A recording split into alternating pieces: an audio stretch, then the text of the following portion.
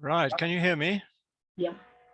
Okay, very good. Well, thanks for that welcome, and greetings to you all. It's always nice to meet new faces, as well as to go to meetings where you meet old friends. I think both are pleasures, usually anyway. So very happy to have a discussion afterwards, and I'll try and avoid looking at the chat because it will only distract me. You're absolutely right. This is an enormously wide brief. And I had quite some trouble figuring out what I could squeeze into whatever it is, half an hour. But I decided to dash. I thought I would just take the title and divide it that way. But of course, there are some overlaps along the way. One of the things I would say is that, you know, if this war and all its complications is in any way clear cut, you're not paying attention.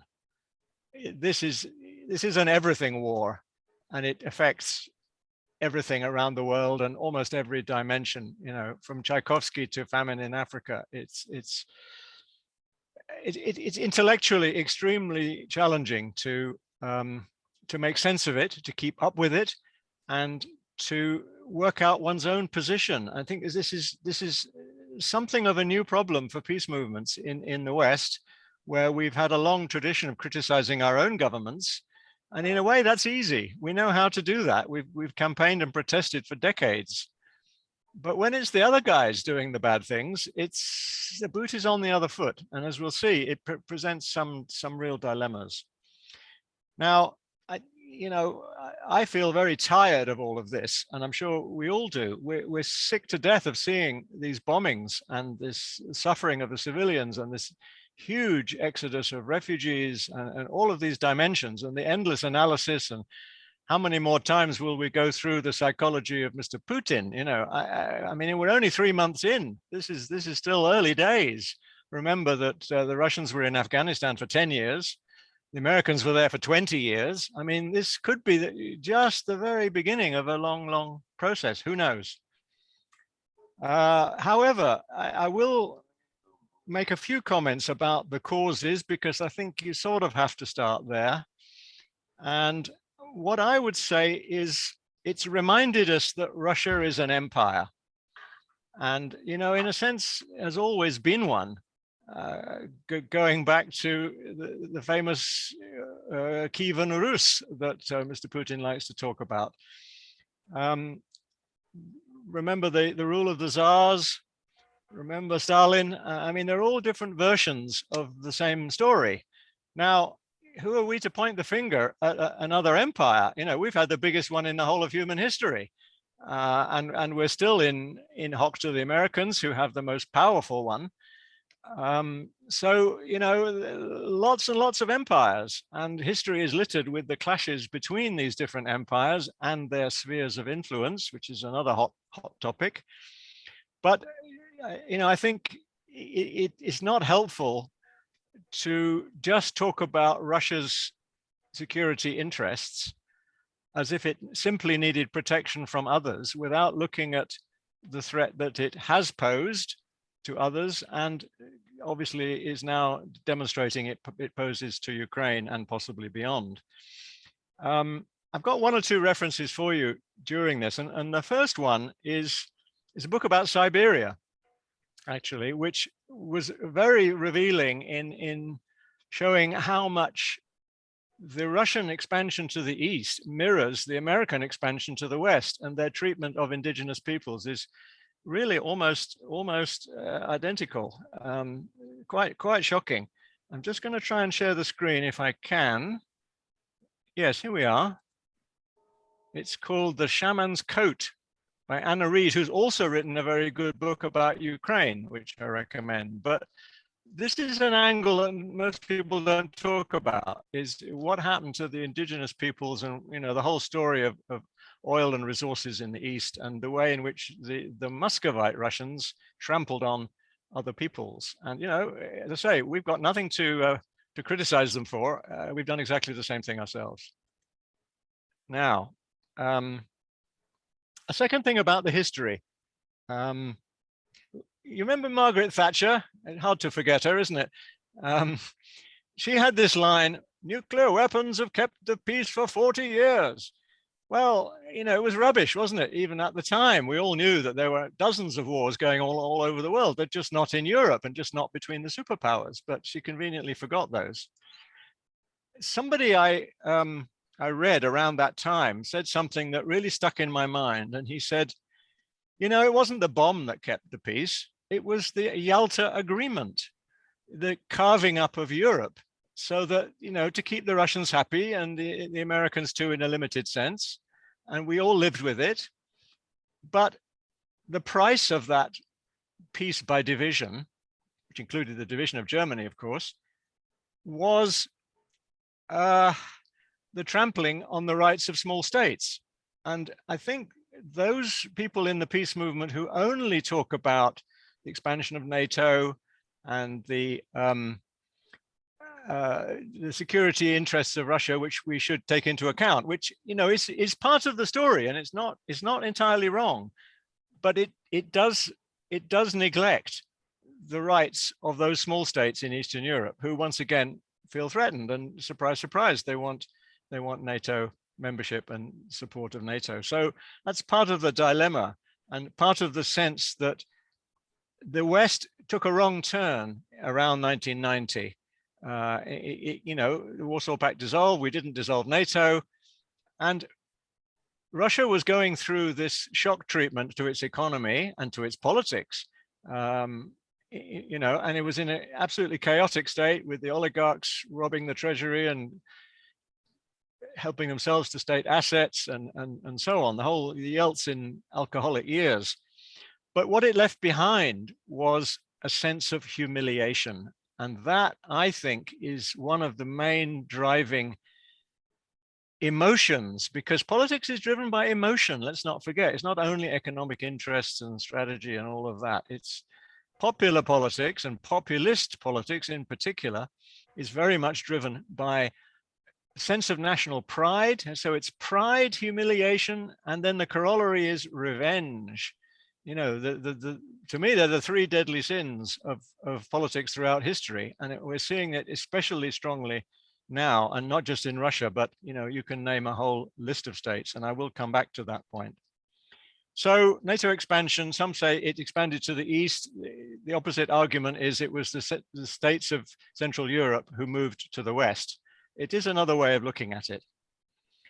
The other thing about the history is that we're seeing a sort of rerun in miniature of the whole 20th century. What I mean is that there are elements of 1914 here. It's the element of clash of empires, and in particular, the underdog who wants to have an empire again that it didn't have, that the other guys have got, but we haven't. And it was Germany in 1914 who wanted to catch up, and in this case, it's Russia. But it's also 1939. It's a big fascistic power invading small state, and everybody is absolutely outraged and mobilizes for war. It's also 1992. It's the beginning of the breakup of the former Yugoslavia, and the revenge by the Serbs on the Croats and Muslims for what they did to them in World War II. So the sense of the cyclical nature of history. I don't know if any of you saw the program last night on BBC4 about Mladic's trial at the Special Tribunal for the former Yugoslavia. Absolutely fascinating document. It's in this Storyville series, which is really the best thing on television, in my view. If you ever catch a documentary by them, it's really good. And it reminded me of this sense of the Serb grievance against the Muslims goes back to their occupation by the Turks. Another empire coming in, another set of unresolved emotions about the past, another set of ethnic identity and ethnic cleansing issues. So there we are. It's a dreadful mix of all three dates. But the one thing that a lot of people don't talk about when they talk about, oh, it's 1939 again, and this is appeasement and blah, blah, blah, is that we are in the nuclear age, which we were not in 1939. And the nuclear age, as Einstein reminded us, changes everything. You cannot just go around invading countries or even defending other countries who've been invaded when you're playing with fire. And I noticed that Merseyside C&D have used that term for their next event. I think it's actually rather apposite. It could be used in a number of situations. Playing with fire, you might want to use it for your next vigil, or when we get closer to the nuclear edge, God forbid, we may have to reconsider what we're doing in the light of the nuclear framework that we are still living in. Okay, what does solidarity mean when it comes to war? The easy answer is, well, support the refugees, welcome them into your homes, send all possible aid for the suffering civilians, blah, blah, blah. That is the obvious thing to do, but it's the sort of morally obvious. It's the easy thing to do. The more difficult question is, do they have the right of self-defense when attacked? And, you know, that's all in international law. It's Article 51 of the UN Charter and so on. My answer is yes. You know, you do have a right to self-defense if you are physically attacked, you know, in an unprovoked kind of way. But then, does that mean you have a duty of support to the party that has been attacked? So now we come into things like, should we be sending arms? And there's a problem for pacifists and anti-arms trade campaigners. And it's the most difficult area for me, this. I've been really agonizing about it because I have two principles in myself, in my own campaigning history that conflict. What I come down to, and I mean, we might want to debate this afterwards, is what I'm calling temporary abstentionism. And that is that I'm not going to choose this as my campaign at the moment to oppose British support for Ukrainian armed forces, because I do believe, you know, they have a right to self-defense and that civilians must be protected. And at this point, I don't see another way of protecting them than to force the aggressor back. But I notice, by the way, that the campaign against the arms trade has got a rather muffled message on this at the moment. They condemn the war profiteers and so on, who are clearly going to make a killing out of this. But they don't actually say, let us oppose British arms to Ukraine. So that's kind of interesting. But anyway, I leave it in midair. But at the moment, I haven't got further than the rather weak position of abstentionism. But there's plenty of other things to be active on. The third point in this first sort of chapter is about the exit from the war. How do we put an end to this? I mean, answer number one is the Ukrainians should win, drive them out, and that's the end of it. But not so simple, as we saw in Mariupol. The second option is a stalemate. Yeah, it might end up in that position. You know, Russia gets the Donbass and Crimea and so on. But there's been such a lot of killing, such a lot of dreadful suffering that I'm not sure the Ukrainians will be willing to accept it. Maybe there could be pressure to accept it. It is a divided country politically, linguistically, and so on. But they will argue we are one people with different diversities, just like any other country, actually. Plenty of diversities in this one. So we'll have to see what happens with the negotiations when we get to them. I mean, there's got to be some at some point. There's a lot of talk about the off-ramp and the possible role for the OSCE, and maybe Ukraine will become a neutral state. These are all, you know, worthy positions. Whether any of them will be acceptable is up ahead. We'll have to see. I do recommend, by the way, the analysis of the group called NATO Watch, which is not an anti-NATO bashing campaign, but rather a more thoughtful analysis of what they're up to and looking at a wider perspectives on NATO.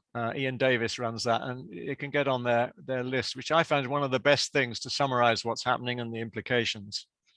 Now, before we leave chapter 1, will this war spill over into another country? There's talk about Moldova, but then maybe the Russians are not strong enough. There's talk about the Baltic states and, you know, creating a corridor to Kaliningrad. Would they ever attack Finland? I can't see them attacking Sweden. I'm a bit doubtful about Sweden's need for NATO membership, but Finland, of course, has a dreadful history with Russia. So, I mean, no one can know, and clearly it is the most dangerous thing, because then you're talking about direct conflict, fighting between NATO and Russia, and then possibly going up the ladder of escalation towards nuclear Armageddon, God help us. So I think the one thing I do agree with the government on is that there should be no no-fly zone over Ukraine, policed by NATO, because that's an invitation to Russia. We could discuss under what conditions, Russia might use weapons of mass destruction. There was a lot of speculation about chemical weapons. We haven't seen it yet, except for phosphorus, which isn't quite banned under the same treaty. But I think the humiliation of Putin would have to go very far for him to launch his nuclear missiles at anyone.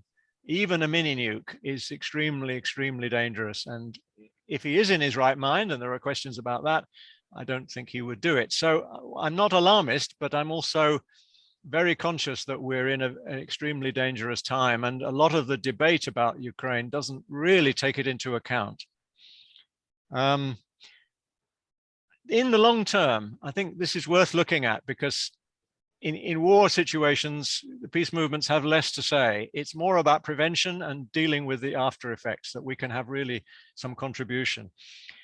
There is a very interesting project, which just happens to be run by the International Peace Bureau, who I used to work for, in collaboration with the Olof Palme Institute in Sweden. They've just launched something called Common Security 2022.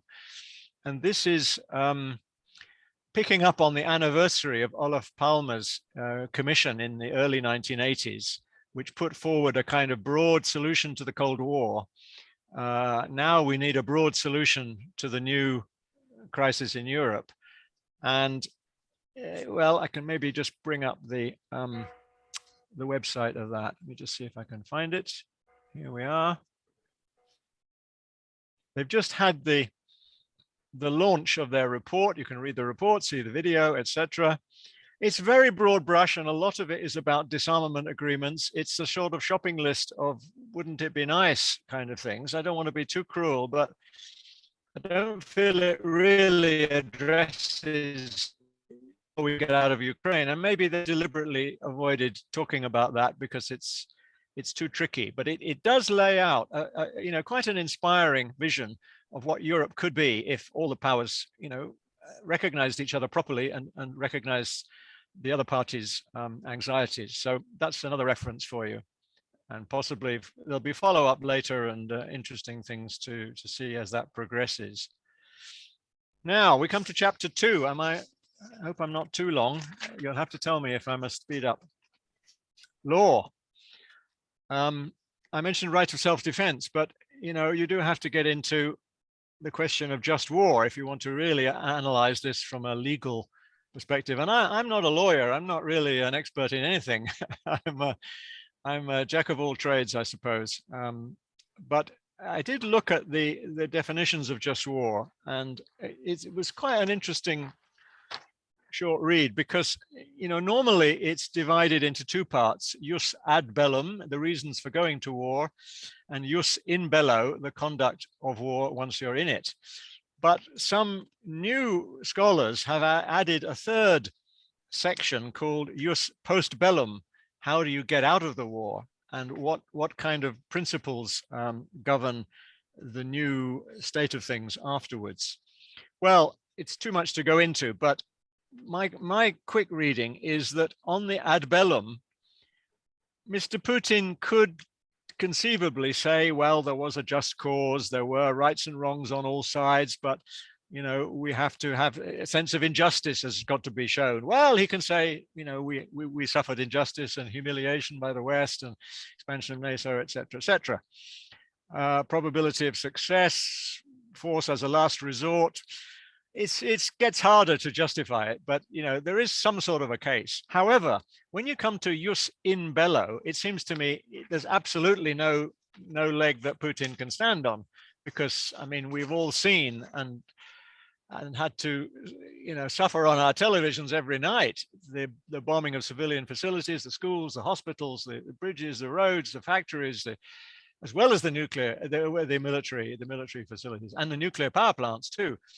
So, the whole point about jus in bello is that you're supposed to protect non-combatants, and anybody who is not armed is a non-combatant. And I believe this is a very fundamental principle of peace work, and it's been one of my guiding principles throughout my time.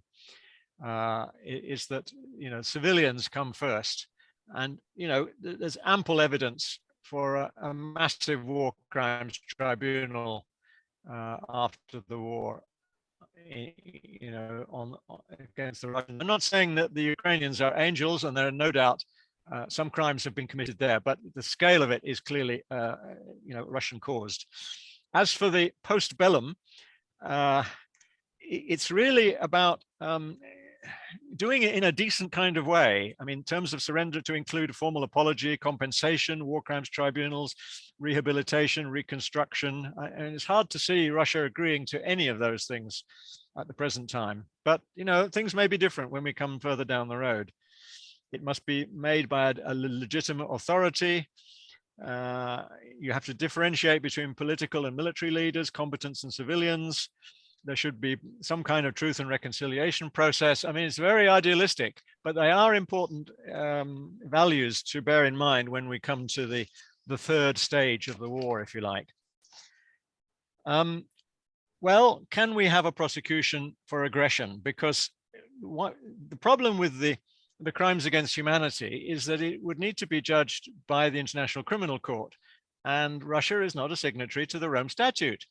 So you can't even begin with the International Criminal Court, although they are already conducting investigations and producing a very serious documentation of the whole thing. But they can't get Putin into court. There's no way he's going to be there in the way that Mladic was, last night on the TV for his crimes in Bosnia. The crime of aggression it has been removed from the jurisdiction of the ICC because Russia just doesn't sign up to that. So there is an interesting new initiative. You may have heard about it from Philippe Sands, this remarkable peace and human rights lawyer that we have here in London. I say here in London, there in London. He's proposing that there be a special tribunal along the lines of the former Yugoslavia, I guess, which would then not be subject to a Russian veto because there wouldn't be a treaty that it hasn't signed up to, and that could then generate all the documentation and would work in some way with the ICC to produce some kind of prosecution. He's got a very interesting document, and he's got a lot of top lawyers from around the world to sign it and urge that many governments should come in behind this plan. So that's an interesting one to watch, and we'll have to see how soon that can move into action. Of course, there is a national jurisdiction level. The Ukrainians have just had had started their first case against a Russian evildoer, shall we say, and there is a possibility of bringing cases to court under this universal jurisdiction provision that some countries have used. The Belgians and I think the Danes have used it. That's something I don't know too much about, but it might possibly be another path. But trials in absentia are a problem. Lawyers don't like trials in absentia. You want to have the guy in the court to confront him. And the problem, of the Russian veto in the Security Council means that it's very difficult for the United Nations to actually authorize any process that could have any teeth. There are some arguments in favor of this tribunal that Philippe Sands does expound, and one of them is it would give Ukraine an additional point of leverage in negotiations with the Russians. If Ukraine was fully occupied and taken over by the Russians, the government in exile could still pursue the legal path. And it would be a kind of a benchmark. It would be a warning to other dictators and aggressors around the world, in the same way that the Nuremberg trials were in 1945 and beyond. So there are good reasons to support that, even if it doesn't get into operation anytime soon. Now, talking of the UN, I think I should say a few words about what the UN has been able to do. Obviously, it is blocked, and it was unfortunate, I think, that Guterres took such a very long time to get on the plane to Moscow and to Kiev and actually talk to the top people, and it didn't produce anything. Surprise, surprise. So the UN is very weak, and it's weak not just because of Putin, but also because of Trump, who dealt it some severe blows, and also all these other strong men all over the world who don't want the UN breathing down their necks. They don't believe in multilateral cooperation. And on the question of strong men, who I think are the biggest challenge to the UN that the UN has really ever faced, there's a very interesting book that I want to share with you, if I can find it. Yes, there we are. The Age of the Strong Man by Gideon Rachman. He's a Financial Times guy, so I suppose he's a little bit centrist, but it's a very fair summary. And of course, it looks at all the strong men, or not all, but an awful big selection: Moscow, Beijing, Delhi, Brasilia, Budapest, Ankara, Riyadh, Washington. That's really a good selection. You could add Pyongyang to that and a few others. But it talks about the new kind of authoritarianism, and it's a very chilling read, but I recommend it to everyone. What has the UN actually done apart from the Security Council? Well, I guess a note here. 1st of March, they had already launched a combined appeal for humanitarian support, 1.7 billion. I guess that's gone up a lot. The General Assembly had a number of resolutions, 141 countries voting for the resolution in favor of Ukraine. Various statements from the Justice Secretary General, appointed a crisis coordinator, 11 UN agencies involved in relevant programs, from UNHCR to the IAEA's actions on the nuclear power plants. Russia has been suspended from the Human Rights Council. And there has been a recent UN Security Council resolution. I don't know whether you saw that, but guess what? It doesn't mention the war. Reminds you of the famous John Cleese line in Fawlty Towers, doesn't it? Don't mention the war. So, it's a mixed picture with the UN, but a lot of people, write it off as being useless. I regard all those things as being pretty useful, but it hasn't solved the problem. Right, let's come to part 3, cash. Let's start with sanctions, because, this is about the economy of it all, and I'm no economist really. But, clearly we need to talk about the effects on the Russian economy of sanctions. And, it has been an astonishing array of sanctions, day after day, week after week, tightening the screw. But A, they've got China to fall back on, to some extent India, and B, they're still selling all this oil to Germany and the European Union and others. And so it hasn't been crippling. They are isolated culturally, politically, diplomatically, and so on. They're not in a good place, but it hasn't brought down the regime. And, they say, well, we should get the oil taps turned off by Christmas. Well, it's an awful long time. And who knows how long after that, it would start to have some real effect. The one positive thing is that, everyone's now wanting to get out of Russian fossil fuels, and that's a good stimulus towards getting out of fossil fuels, full stop. We all need to do that. Why wasn't it done 30 or 40 years ago? Well, we all know the corporate interests that prevented, the COP process really having any teeth. So, from a regional crisis to a global emergency, the links there are extremely, extremely clear. But it's not just about Russia's economy, it's also about Ukraine's economy. I've just been reading an interesting piece in The Economist about, this week's Economist, about the state of the Ukrainian economy. Talking about a 40 to 50% drop in output this year. I mean, that's an absolutely massive hit. We know about the blockage of the Ukrainian ports and the the massive effects of loss of grain supplies to the developing world in particular, and possibly going to reroute all of that by road through the European Union with all the bureaucratic delays. They say the Europeans have no idea what's hit them. The quantity of grain is colossal, and there won't be room on the roads for them. So, that's another factor in A, how much strength they have to win the war, because you need to be there for the long term, and B, what kind of support should we be giving them? Maybe we should just give them cash, but then they'll buy weapons. So we're back to the same dilemma we had earlier on. And why, by the way, why weren't there sanctions against America for its invasion of Iraq? Just as a sort of side point. I mean, a lot of hypocrisy here that doesn't get mentioned much these days. All the countries that we have invaded, and all the refugees from those countries that we have invaded that don't get the same royal treatment that the Ukrainians are getting. I'm sure this is familiar territory to most of the people on this call. So, calling out Western hypocrisy, British hypocrisy, is certainly one of the tasks for a peace movement.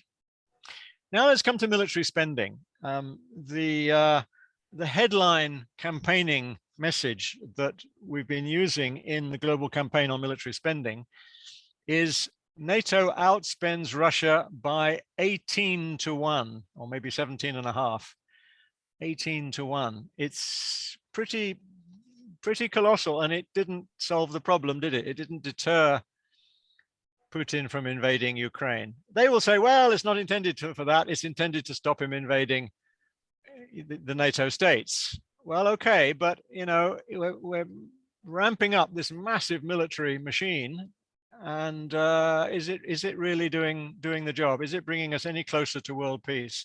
Let's just look at a graph here. I've got this one. This is a comparison of NATO military spending from 2021. That's the bottom red line, to Cold War spending 1988. And, it was already, more than twice the Warsaw Pact in 1988, but it's gone up a lot since then. And you see how puny Russia looks compared to that.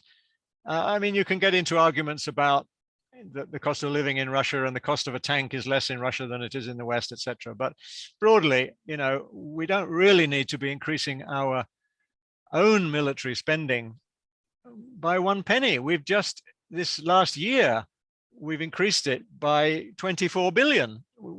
Some people say, why didn't they increase it, after the invasion of Ukraine? Well, they've already done it. Last year was the biggest increase in decades, as well as this increase in the cap on the number of nuclear warheads. You remember that controversy. So I think we can separate, aid for Ukraine, maybe military aid is one thing. And by the way, we're not selling them the weapons, I think we're giving them, but nobody will tell us how much we've spent on Ukraine. It's very hard to find any figures about that. But why we have to increase our own spending, when we're already, outspending by 18 to 1 is beyond me. So I think that's a real campaigning argument we can use. And there is material on the GCOMS website, which you can use. And talking of the GCOMS website, let me see if I can find that one. There are, of course, two GCOMS. There's the International Global Campaign on Military Spending. That was the thing that I was involved in setting up. It has its office base in Barcelona. Just to go down here a bit. The militarization of Europe. A lot on Europe, but also Indo-Pacific. A lot of people in Australia are just as concerned about the impending wars in that area. Peace Boat. This is all about proposals in Japan, and then there's a map of the various events. The events don't seem to be visible, but anyway, you can get quite a lot from that website. And then there's the GCOMS UK. No, wrong one, wrong button.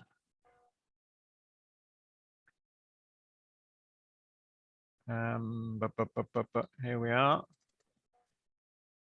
GCOMS UK. So we need to talk about military spending. Here's the 24 billion increase, nuclear weapons cap, aid to the poorest cut. And did you hear they just announced they're going to cut aid even more, and it'll be more and more closely tied to British commercial interests. I mean, it's really, really shocking what these Tories are doing. I'm horrified. That's the report from SIPRI, SIPRI, the International Peace Research Institute in Stockholm, which every year produces the annual figures on the previous year's spending by every country, more or less. So this is a global total. And for the first time, global spending is now over $2 trillion per year. And that's government spending, in other words, taxpayers' money that they're spending on the war system. And it's not just on weapons. I must point out, because a lot of people think it's on weapons. It is weapons, but it's also salaries, for goodness sake. In any organization, the salaries are the biggest amount. So it's about brain power. It's about the waste of brain power on, at best, a dubious form of security. Then we've got a critique of or at least the key points from the budget. Then we have this argument about NATO, overspending. Military spending from the UK now the third highest in the world. I think that was prior to the SIPRI figures, and that was an event. So you get a feeling for what's available on the website of GCOMS UK. Why did we set it up? Well, there were a couple of reasons, really. One was that IPB at that time, International Peace Bureau, was, and to some extent still is, a general organization for peace movements around the world, dealing with all aspects of peace. Well, it's an absurdly grandiose responsibilities. I mean, you really can't do it all. You have to focus. And we felt that there was a gap in the market, if you like, that there were good international coordination campaigns on nuclear weapons, like ICANN. There was at least a European network on the arms trade. There were numerous human rights bodies with coordination facilities. There was campaign on military bases. There's almost everything, but there wasn't one on military spending. And we said, look, I think the old quote is from Cicero, war, money is the sinews of war. Money is what makes the war machines function. Without money, you cannot have war. So it's such a crucial issue. And it's to do with, our public sector spending, which is actually very different to the arms trade, which is basically private sector spending. Okay, the public sector funds the private sector to some extent, but it is a different political challenge. And so we felt that that was necessary. At the time, the United Nations had a campaign going on disarmament and development because they understood the point that there was an opportunity cost. And many developing nations rallied around that because they said, look, you guys in the North, you're spending these colossal sums of money to blow us all up. And meanwhile, we're starving, to put it crudely. And so there was quite some momentum, but it did fizzle out in the latter end of the Cold War. And so we felt this needed reviving because, the level of spending was far higher even than in the Cold War, particularly after 9/11. And as you see, now we're at $2 trillion. Imagine what we could do with that in terms of dealing with global inequality or famine or, for goodness sake, climate change. It's enormous urgency to divert public money into measures to deal with climate change. So I think it was a good idea at that time, and I think it still is. We do need a campaign within the peace movement to focus on the money question. And, it's necessary, but we don't have one organization that specializes in it. We have created a coalition, and I'll show you the list of members. And I don't see Abingdon on the list yet, but maybe that's something that you could do. And maybe Oxford or others that you know. Let me see if I can find the...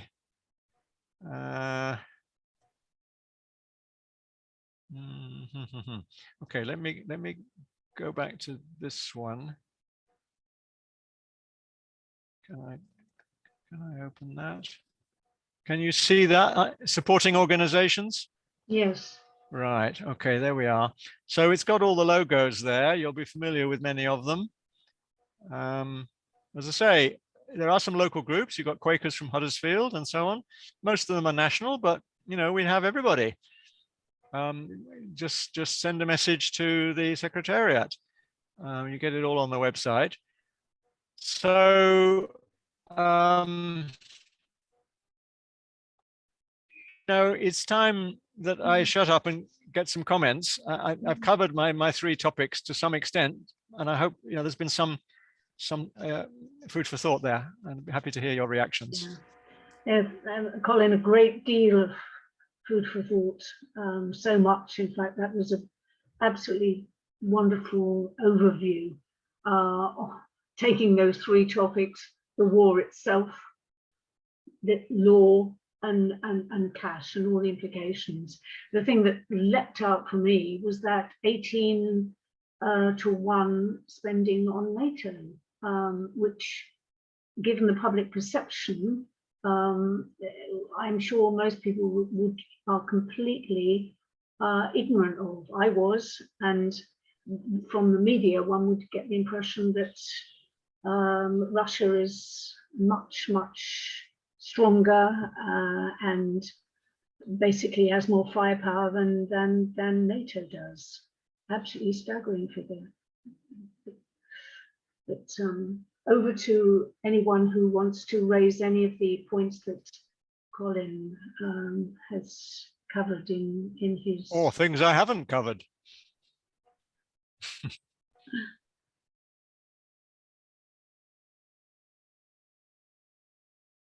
How many people knew about this 18 to 1 figure? Lot of shaking of heads. Yes, Mike Bloom says yes. Sally, right. Yeah. Yeah, I think that reflects, not only the peace movement, but the wider public. So it is a very important angle to come at. But you can write to your MP, but we saw the attitude of the Labour Party. They want to spend even more because they're so terrified of being called unpatriotic and so on. The new Starmer leadership is very, very cautious about criticizing the military, or any of the patriotic themes. It's understandable, but for me, it's very disappointing that they're not more courageous than that.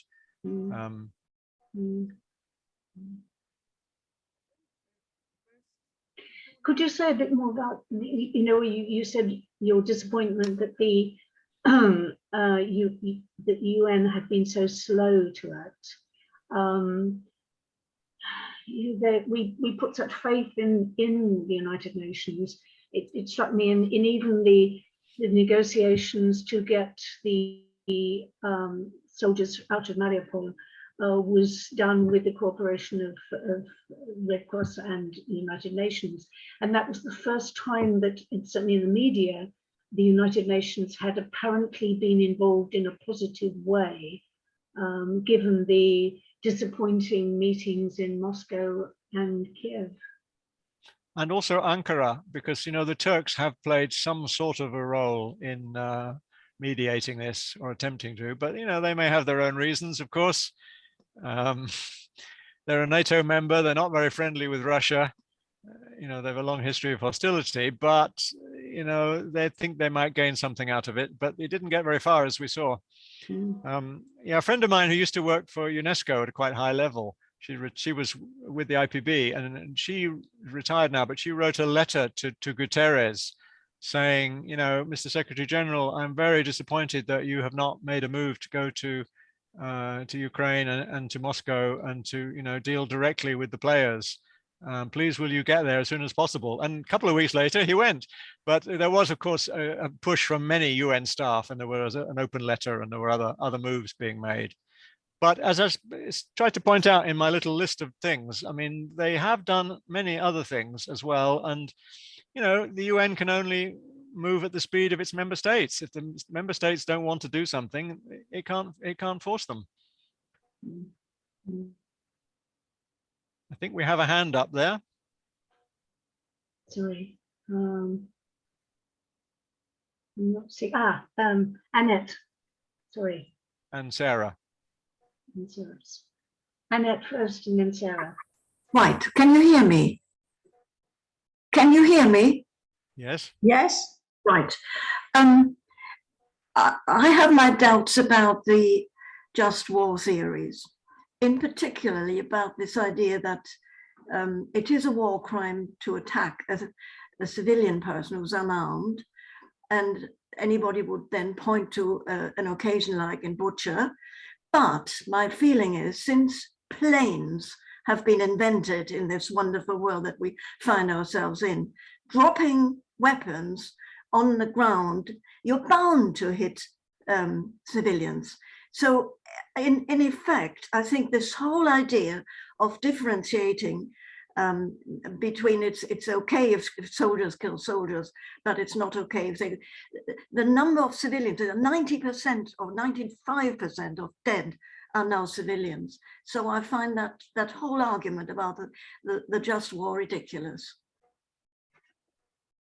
I could take a few questions, rather than respond to each one. I don't know how you want to do this. And Sarah, perhaps you'd like to put yours. Dead silence. Sarah? Hello. Yes, Hear me? only just. Okay, well, I'll shout. I'm thinking about any way that we can tackle the Labour leadership, because it's obvious what he's doing. He's kowtowing to the people who like to talk about anti-Semitism and anything that isn't Corbyn.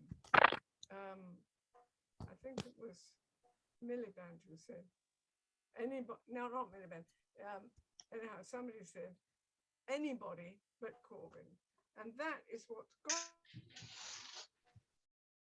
Oh, I can't hear you now. We've got the gist of Sarah's question.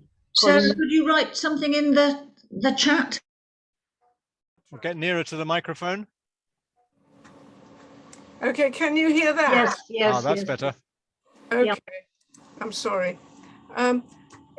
It's the fact is that the money being spent on the military, whether as gifts to the Ukrainians or just generally rearming, is obscene. And what can we do because of the situation we're in with Starmer, who quite rightly is very anxious to get elected, because otherwise, what else can we do? I don't know. But I think as a peace movement, we should be trying to persuade him to look beyond this nationalism. Colin, would you like to take both of those? Well, let me start with that one. I mean, yes, I absolutely am desperate to get rid of this Tory government, and clearly, it would need to be either a Labour government or a coalition with Labour. They'll be the dominant force. That is clear. I think it's a question of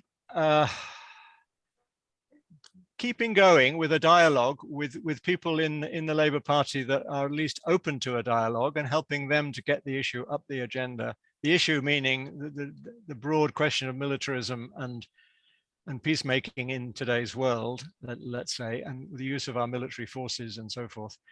And also looking, as you said, to the long term. And I think this common security framework is worth a look at.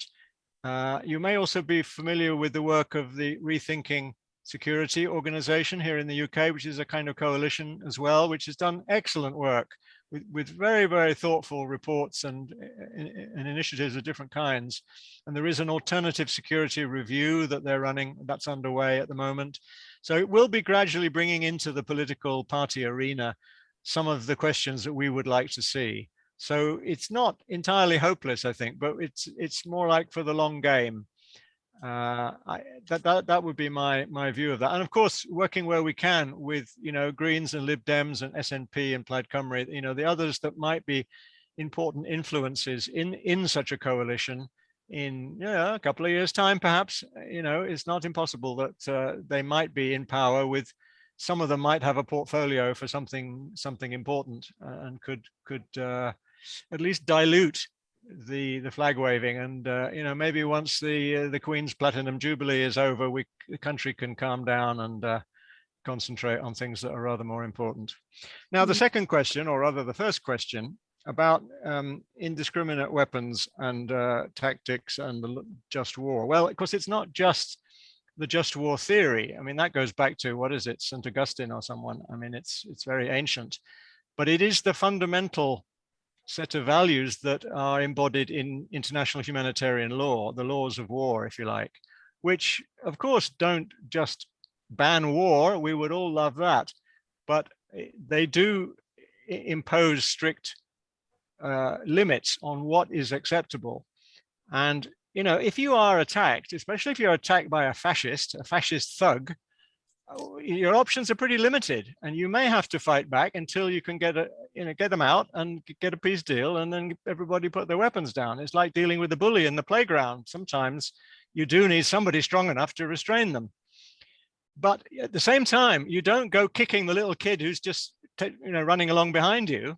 If there's a fight in a pub, you don't hit the little lady in the corner who's drinking a beer and has nothing to do with the fight. These two male thugs, need to be dealt with on their own terms alone. And you're absolutely right that in modern warfare in general, the proportion of casualties is largely civilian. However, in the Ukrainian case, I'm not sure that it's anything like 90%.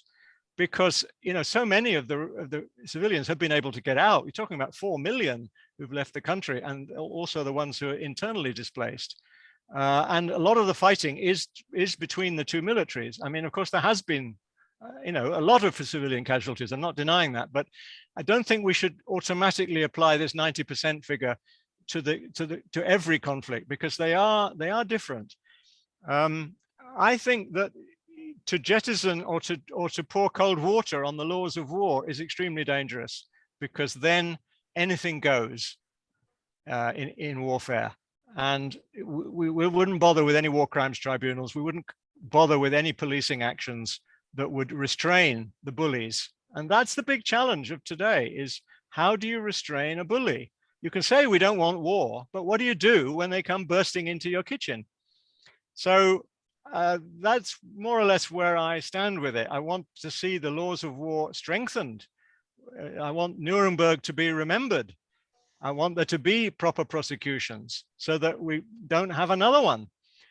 But no one has got the recipe for how you stop war altogether. And this is my debate with the movement for the abolition of war. I'm not always very comfortable with that title, because you have to deal with the fascist question. What can be done in the absence of a world government? And some people might say, thank goodness we don't have a world government. But we haven't got a process, because it is locked in. And by the way, efforts for UN reform, you've got to be realistic. In order to change the rules of the Charter, you have to have the agreement of the 5 veto-wielding powers, and there's no way you're going to get that. So UN reform has to come in another way. Possibly it will come through the South. And one of the things I wanted to mention was there's a new initiative, or at least there's people speaking up in favor of a new non-aligned movement, which comes out of the fact that so many of the developing countries, abstained in the vote on Ukraine. They didn't like the Russians, but they didn't want to just put their lot in with the Americans either, because they've had such a lot of grief from the Western powers, not just in recent decades, but in the past centuries. So look out for that. That might be one way in which the international order will be changed. Sorry, that's a bit of a long answer, but it covers things I wanted to go into in more detail. Tony, you'll not have to unmute yourself. Can you hear me now? Yeah. Yes. Now, you mentioned very briefly China, which is which is the only great power, strong power that has some influence. Now, can you see anything productive coming from comments from China or restraint or something? Because one is so aware that we're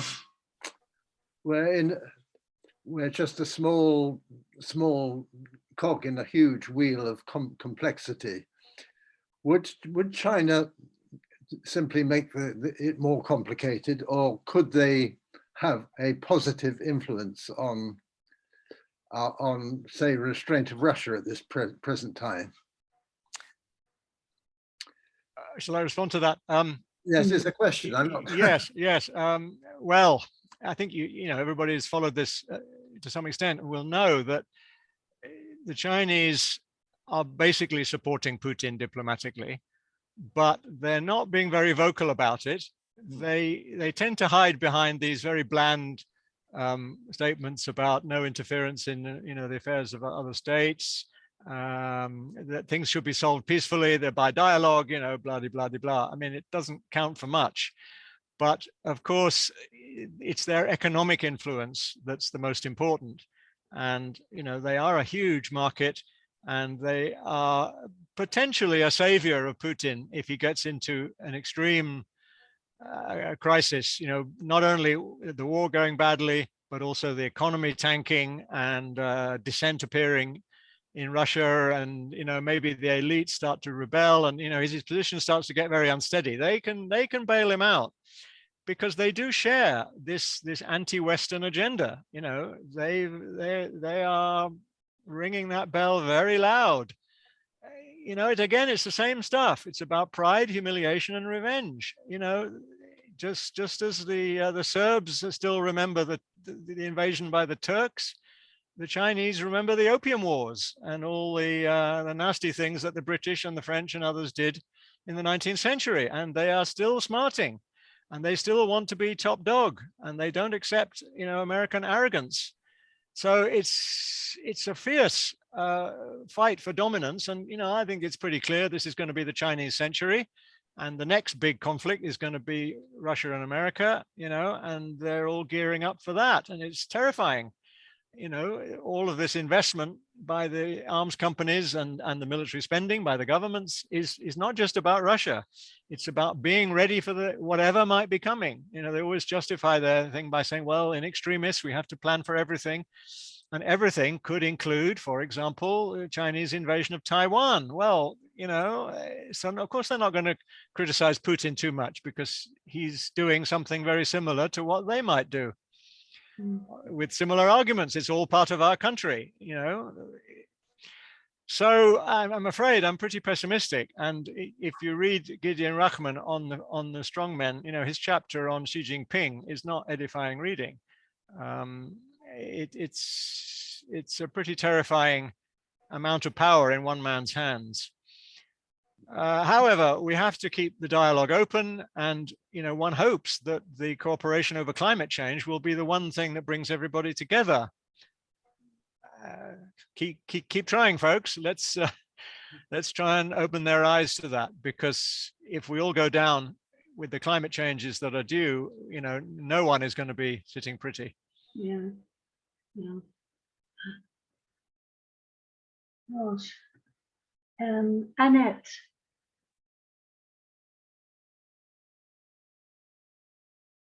I'm still on about this war crime. And what ails me at the moment very much is the fact that it looks as though Julian Assange is going to be delivered to the United States for having actually told the Western world that war crimes amongst the Americans in Iraq. How is that possible? I mean, how hypocritical the West is concerning Julian Assange. What is the answer? What can we do other than support all those who fight for his freedom? Well, are you talking specifically about the Assange case, or the wider question of hypocrisy? But, well, both connected, but Assange is, because it's around the corner. It's going to happen in the next 7 days. Either Yes. or he's going to die in a prison in the States. And I find that so preposterous. Similarly, that people are thinking about honoring Tony Blair with various titles later when he's responsible for war crimes in Iraq. So for me, I think it's the hypocrisy that ails me most. Sure, and that can be a powerful spring to action, you know, because I think we're all outraged by hypocrisy and double standards. And I mean, that's been part of the critique of Boris Johnson and his Partygate. It's all, you know, what about one rule for us and another rule for them? But yeah, you're right. Assange has paid a very heavy price already, and his health is not good. And, you know, he was stuck in that Ecuadorian embassy for years. And you know, it's a terrible, terrible story. And, you know, one should support the campaign. But, you know, I'm not sure that it's going to be successful. I mean, we'll have to see. And, you know, it's one campaign among many for the freedom of the press to report what's really going on. But I think the question is bigger than the question of revealing Western war crimes. I mean, there have been all sorts of reports by human rights organizations and reporters and so on. He's not the only one. He did reveal some important things, you're right, in a rather cavalier way, I think. But he's not my favorite character, I have to say. But, you know, I would support his release. But I think the wider question is the way in which we're in a new media landscape, particularly with social media and the abuse of Twitter and Facebook and Instagram and all of this stuff. Plus, you know, cyber warfare. I mean, that's another whole dimension of the war in Ukraine we haven't really talked about. Propaganda on all sides. I mean, it's not just the Russians, but they are masters at it, you know. And AI, you know, that's another whole set of issues coming down the track. So I think we've got to take a wider view of war and of information than simply one campaign. On that note, unless there's any, Chris, you'd like to perhaps pose a final question? Well, thanks, Anne. I just wondered what Colin thought about the effects on nuclear proliferation, and whether with Finland and Sweden applying to NATO, we're going to see possibly nuclear weapons based there, which where we would have sympathy with Putin if nuclear weapons are moved into those countries. Is there any hope for the treaty on the prohibition of nuclear weapons, or have we, you know, are we really going to see more nuclear weapons now? I mean, I heard the Ukrainian ambassador in London talk early on in the war, saying this: the Russians must be seen to lose this war, because otherwise it sends the message to all countries in the world that if you haven't got nuclear weapons, you're likely to be invaded by a bigger, more powerful country that has nuclear weapons. I wondered if you could perhaps comment on that. Yeah, well, you open up a very big box there. First of all, the NPT, I mean, it is a fixture of the international legal architecture, and it's really a bit like the Security Council. It's stuck in time from 1970 when it was originally signed. It's a deal that recognizes you've got these 5 official nuclear states and then all the others who've agreed to give it up. Well, of course, except the 4 who didn't sign. And so we now have 5 + 4 = 9 nuclear weapons powers. Now, Finland and Sweden are not nuclear weapon states, but they will soon be part of a nuclear armed alliance. So it is conceivable that particularly American nuclear weapons will be stationed there, but there would be huge opposition because there's a very strong peace movement in both countries. And everybody knows that it's so close to Russia that it would be seen as a further provocation. So it would be a dangerous move. And why bother when you've got Lakenheath down the road, where, you know, they've already had nuclear weapons, they know how to handle them, and it's just a flying distance to Moscow from there. So that's not one of the things that keeps me awake at night, is the prospect of nuclear weapons in Finland. However, I think there will be conventional deployments and maneuvers and so on, as they have been for many years. Whether that will be sufficiently different to maneuvers in Latvia or Poland or Romania, is another matter. But the nuclear question is not about specific geography, really. I mean, they can fire intercontinental missiles from Omaha to Moscow. You don't have to be nearby to deliver a nuclear weapon. It's to do with the risk of conventional warfare spinning out of control by accident or by design or by a combination of political developments that then put somebody in a corner, and then some crazy guy says, well, let's use the ultimate weapon. But, let's hope that mutually assured destruction holds the ring for now. I mean, the problem with deterrence is it works until it doesn't work, and that's a terrible thing because we don't know when it might break down. And there's the risk of it breaking down at some point, pretty clear. That's why we've always opposed nuclear weapons, because in the long run, we are all dead, as they say. So I don't know if that helps. Wow, it's a lot of things to think about, eh? Yeah, and certainly a lot of sobering things to think about. Yeah. But I'd like to thank you particularly for that recommendation on the age of the strong man, since that seems to pull together a lot of the features of the world which we are in at the moment.